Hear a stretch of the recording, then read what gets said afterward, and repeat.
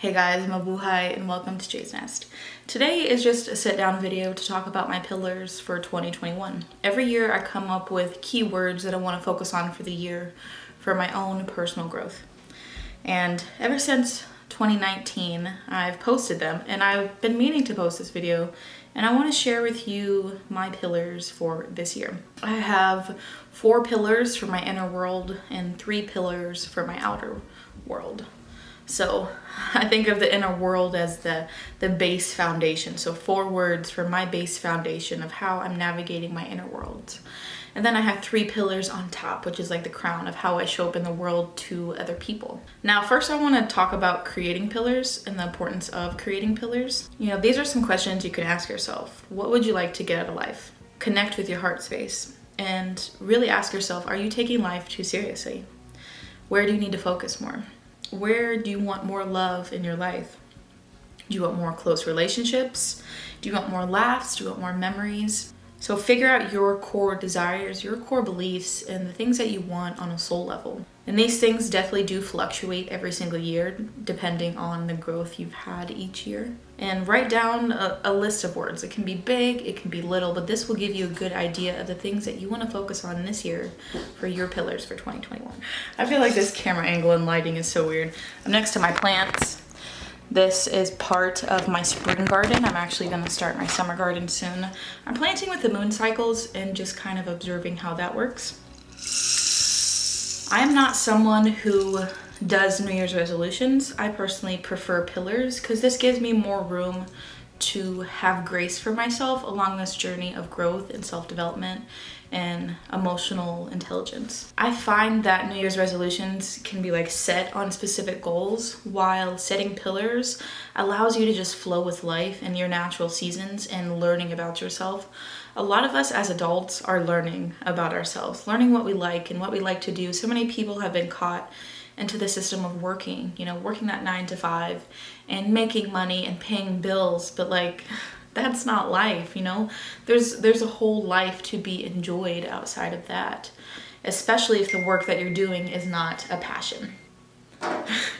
Especially if the job that you have is not a passion of yours, something that fills you up. And so outside of work, you have to find ways to cope with life and to fill yourself up and to grow and to explore. We shouldn't have to wait until we're old to realize these lessons.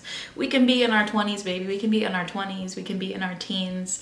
We can be young children and learning about the beauty of life and learning how to create space and hold space for the beauty of life to unfold, for us to be a part of it and watch it and live life more fully. I am certified as a death doula. Now, a death doula, it can be kind of complicated to explain, but to simplify what a death doula is I help people at the end of their life. Whether they're old, whether they're young, death has no discrimination. 10 out of 10 people die. Statistics are often BS, but this statistic is very true. 10 out of 10 people die. Everybody dies. No one is guaranteed a long life. Death is random. Death isn't always traumatic, but death is random. It comes at a random time in the day or in the night. But one thing is for sure, we all die. And what I've realized with death doula work is that it's actually life work. It's appreciation for life. I'm there to help people emotionally and spiritually, and sometimes even physically, through their transition from this life to the next, or from this side to the other side, or from this side to wherever they believe they go next. I'm a non-medical professional. And just what I've realized with this death doula work is that it is an appreciation for life. Working with people who are at the end of their life gives you an appreciation for your life, to see your life more fully. I've always thought about death. Death is something that's not strange to me. I think of people around me dying all the time, and not in a morbid way, but in a way that allows me to see that life is limited. Life is fragile. So what are we going to do to truly enjoy this life? There have been many seasons of my life where I was totally zombied out, just detached emotionally and just doop doop doop doop doop doop doop, going with life, stuck in this huge foggy wave of depression, wanting to lay in bed all the time. And so being able to feel like I'm filled with life and dance and be silly and just express has been so healing for me. And part of that has come within the past year between 2020 and 2021. I've learned to express myself no matter what people think of me. If people think I'm looking a little crazy and loop-de-loo, moving my arms like this, dancing on social media, I just find freedom in the self-expression. So let me tell you what my pillars for 2021 are. I'm going to start with inner pillars, as those are some of the most important pillars to me, because how I think of the world and how I feel spills out into the world. And so it all starts with me and how I feel and how I operate. It determines how I react to life and how I react to others. So, first pillar is value. Value. Make time for the things that are valuable to my soul, that feel good on that deep emotional level. I can feel it. Life is just juicy. Life is sparkling with magic. Find more things that bring that, because that is value. Value doesn't necessarily mean money, but value to me can be experiences. I went on vacation for the first time by myself, baby. Saw the ocean for the first time. It was magical. That's the kind of value that I want. Experiences, feelings, memories, the things that bring out that out of life that just feels so good. Value. Valuing my time. Valuing my connections to those who value me back. To those who can see my value and I see their value and it's reciprocated. Valuing myself and my work and the prices that reflect my work. And creating valuable spaces for local community, like food sovereignty. So I want to help a few people get in some gardens this year. That's a huge part of my heart. And in the future, that's just going to keep on growing and growing and growing. I hope one day I'm at a huge level helping people garden. First, I want to start in my small community and help a few people get started with gardens. My next pillar for 2021 is laughter, baby, laughter. I remember there was a time in 2016 where I didn't remember the sound of my own voice, and nothing is more haunting than the echoes that come out of you in replace of what laughter could have been. That echo is haunting, to know that you want to be happy and that you want to laugh and you want to feel good, but all is there is this empty echo of breath coming out, and it's not true and it's not sincere and it's empty and filled with no emotion and sadness. And what I've realized is as I'm developing myself, my laugh is changing and it's beautiful. You guys have commented on that as well. Just within the past few months, like my laugh and how it's different, and I feel like I'm finding myself. And laughter to me is so healing. A lot of times I laugh until I cry, because it reminds me that I can let go of my pain and loosen the grip and just let it float away. That I don't have to hold on to it, that I can see the lessons and I can see the irony sometimes and the tough things I've been through and just laugh it off, because at the end of the day, I'm okay. I'm not a victim of my circumstances or my life. I'm the fucking hero, right? This personal development journey is often called the hero's journey. I want to be able to find that value in laughter this year, laughing more than I ever have, being near people who make me laugh. One of my best friends, Ashley, whenever we get together, we are laughing until we cry. It is always a good time. I know that when I'm hanging out with her, it is a soulful connection where we just laugh until it, baby, if I'm not gasping for air, if I'm not bawling my eyes out from laughter when we're hanging out, those are the best kinds of memories, when you're laughing until you're crying and you're wheezing for air. I love those kinds of laughs, and I love people who can bring out those kind of laughs within me. I also want to just surround myself by more people who make me laugh and laughing at myself, okay? A lot of times when I'm dancing, I'm sharing some of my dances, I am laughing at myself. If you watch some of the videos, I'm laughing, because I think it's funny. When I do a certain move and I know it looks silly, or if I'm feeling a little silly, I'm gonna laugh at myself. There are some instances where I've done something called Dance Movement Monday, which is where I talk about dance and the healing power of dance on Mondays. It's been a while since I've done it, But there was one dance movement Monday that I did where like the whole video where I was dancing, I could not stop laughing. It like hacked into my giggle box and everything was funny. And to me, when I'm laughing like that, that is just pure healing. Laughter has this way of just like alchemizing our pain and making us feel good and crying out those tears and the heaviness. I think of the tears as like these heavy emotions that are being released from our body, a beautiful reminder that emotions become physical. Emotions become physical. It's not just a thing that is felt like energetically. It is something that materializes on our body. Stress is a good example of that. Stress literally comes into physicality as this hormone called cortisol. And cortisol can literally shut down your feel-good hormones, blocks them. And so you're stuck in this state of stress. And unless you make the active choice to move through that stress with movement, through better food, through mindset, working on your subconscious mind, then you're going to be stuck in so much stress. And stress, it becomes a breeding ground for illness and weakens your immune system, so you're more likely to be sick. Stress is a powerful thing when we're talking about cortisol, stress. And so doing things, moving your body. I like to move my body in joyful ways. Baby, do I like running? No, I don't like running. So I'm gonna dance. Dancing is a good ass workout. I've lost like 40 pounds just from dancing, baby. Dancing and hula hooping. That's a good way to get your body moving, and it also builds confidence. And that is such a deep talk. I could probably talk for 3 hours about the healing power of movement and the different areas of your life that you can use dance to heal yourself. To heal your emotions, to heal traumas, to heal your emotional body. It does so many good things. If you're interested in dance and this topic, look into dance movement therapy. It's called DMT, dance movement therapy. It is a real thing, especially for people who have been through a lot of trauma, abuse, who have PTSD, people who are on the spectrum. Dance is a beautiful language. It's not just a dance or looking cool, it's a language. Language. When I dance, I'm dancing in a language, but that's a whole deep dive in itself. And just with this whole laughing at myself, just learning to not take life too seriously. There are serious parts of life, but to not be so hardened by life and to let that inner child play. That's been a huge theme for me, is inner child. I believe the inner child lives in the heart, and we're all just grown as children.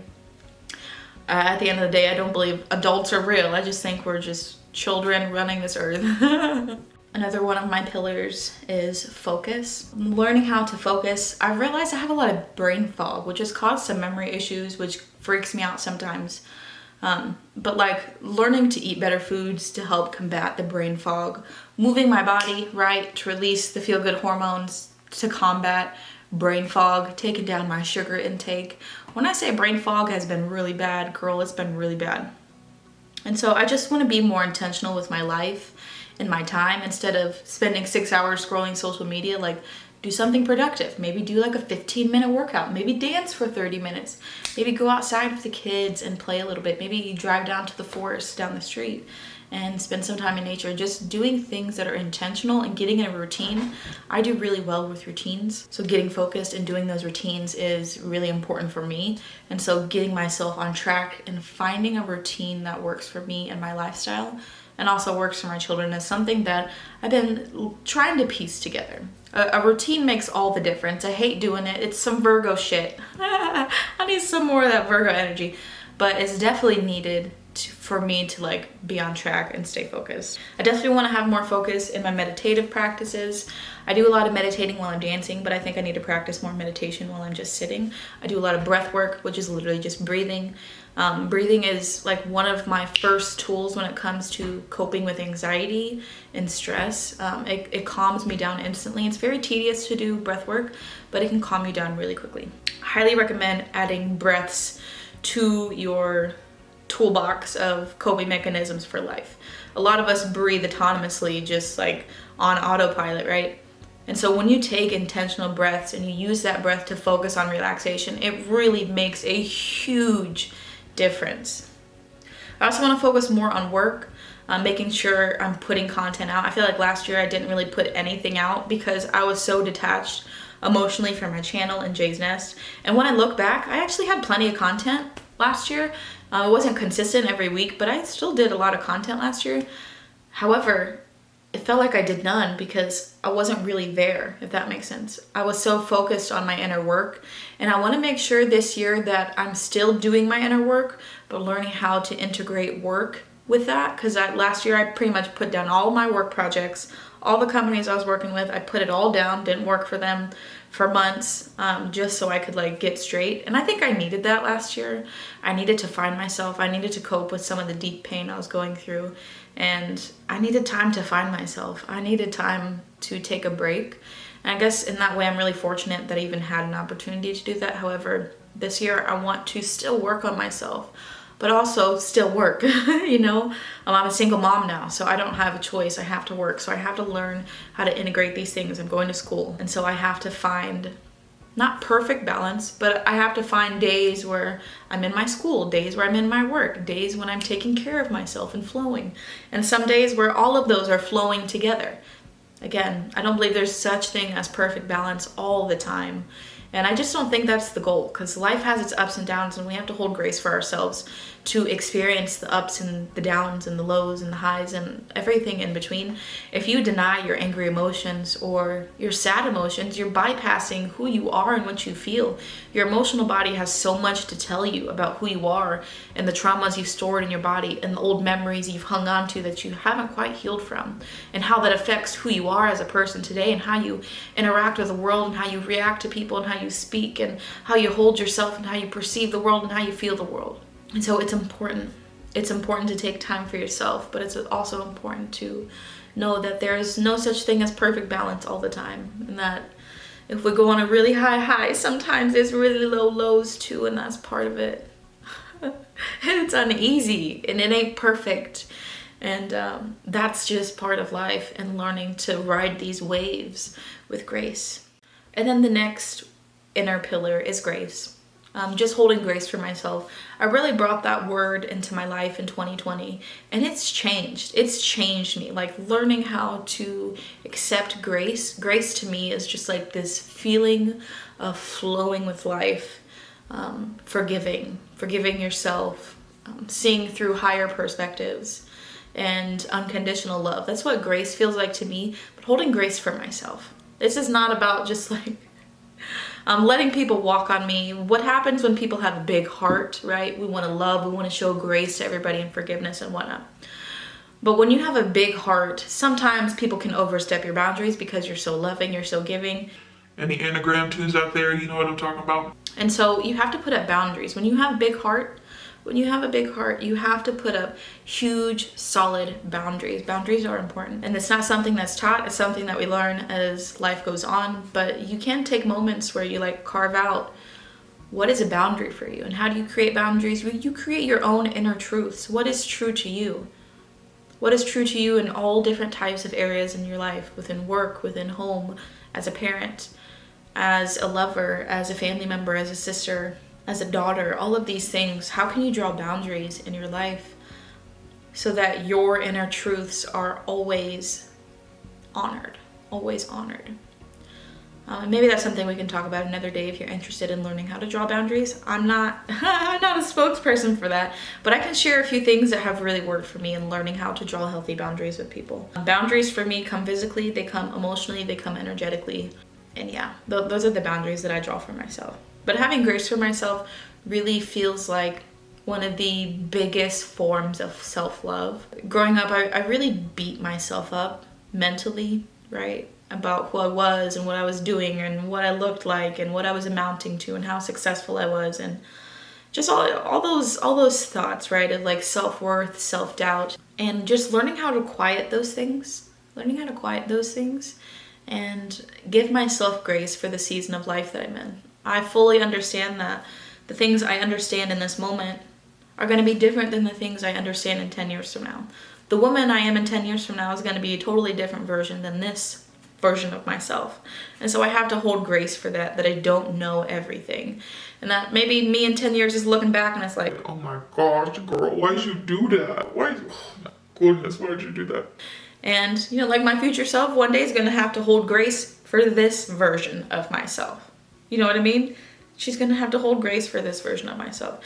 And so when I look back at my past, I have to look at my past through the eyes of grace and give myself grace and be like, okay, well, when I was 17, I wasn't coping with life because I didn't understand emotional intelligence and how to cope with being a teen mom and anxiety and depression. But now I'm a woman and I can look back at those versions of myself. I can look back at 7-year-old me and give her a big hug and let her know that it's okay, right? Through my mind, through memory.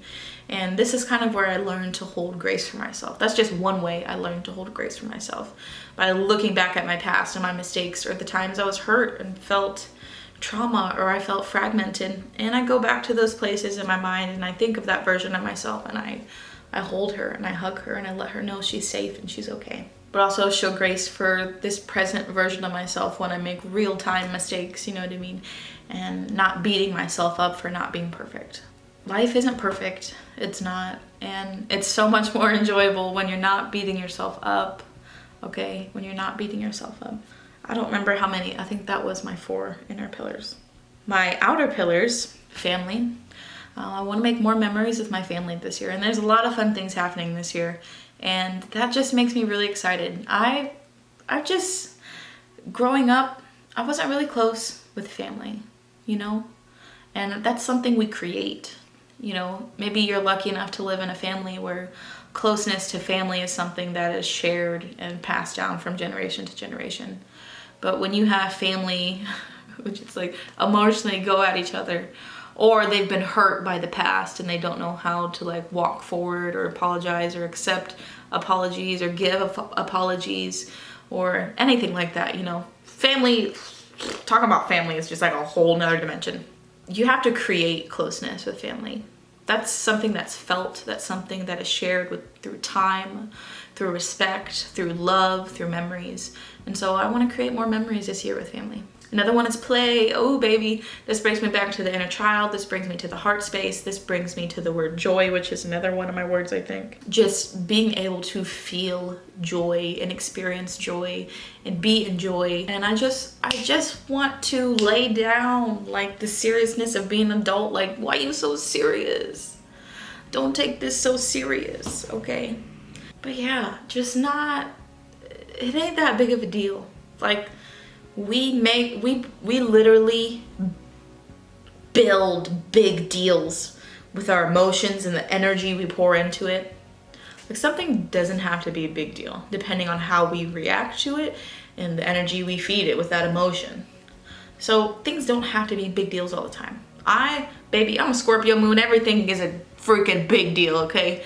I can be dramatic in my emotions, and I realize that. And so for me, it is important to learn how to be the observer of my reality and be the observer of my situations and look at things neutrally and see both sides, see where, you know, see all the good sides and also the faults within myself when I look at situations, so I can see a balanced view. It's just a learning stepping stone when it comes to not taking life so seriously and learning how to play again and letting that inner child come and play. Like, baby, I'm outside dancing all loop-de-loo, and I'm dancing with my hula hoop, and I'm dancing with silk fans, and it's fun. It's fun to just not care what other people think and to just express. There's just a lot of healing for me in being able to express, because I've spent most of my life not being able to express myself and the fullness of who I am, or being afraid to because of what other people might think of me. And so being a woman now, I'm a woman.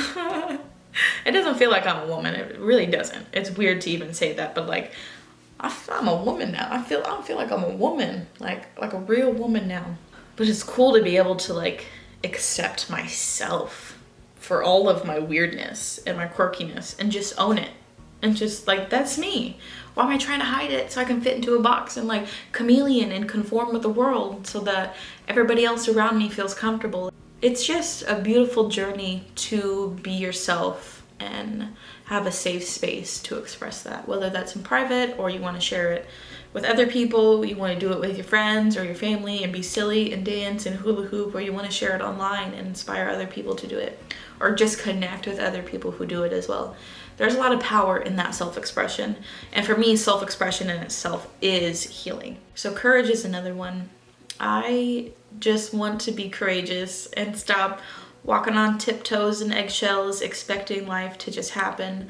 I just want to have the courage to go after the things that I love, and just have the courage to show up as me, have the courage to just be me, and have the courage to go after the things I want to experience in this life.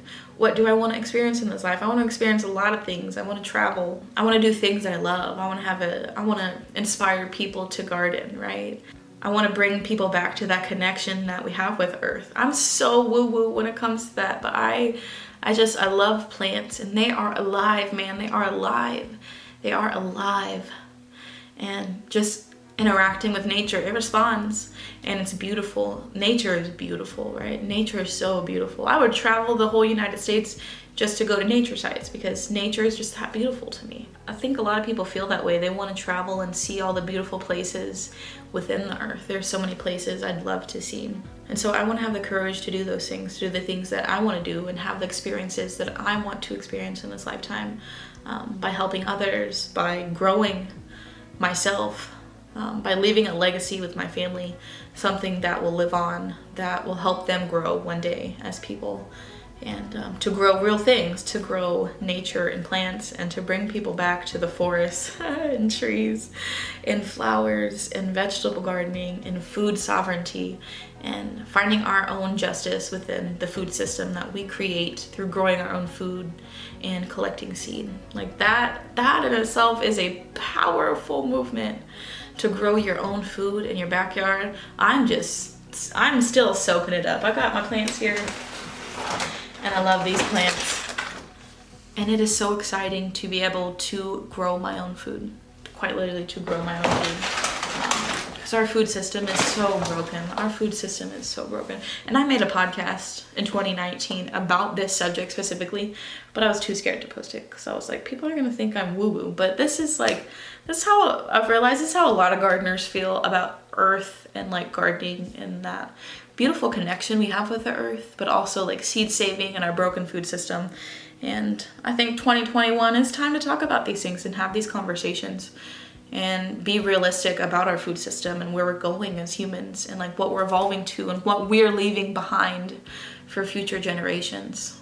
I think that's one of the deepest ways we can love Earth, is to think about how our impact right now will ripple into the future to people who are going to live on this earth after us.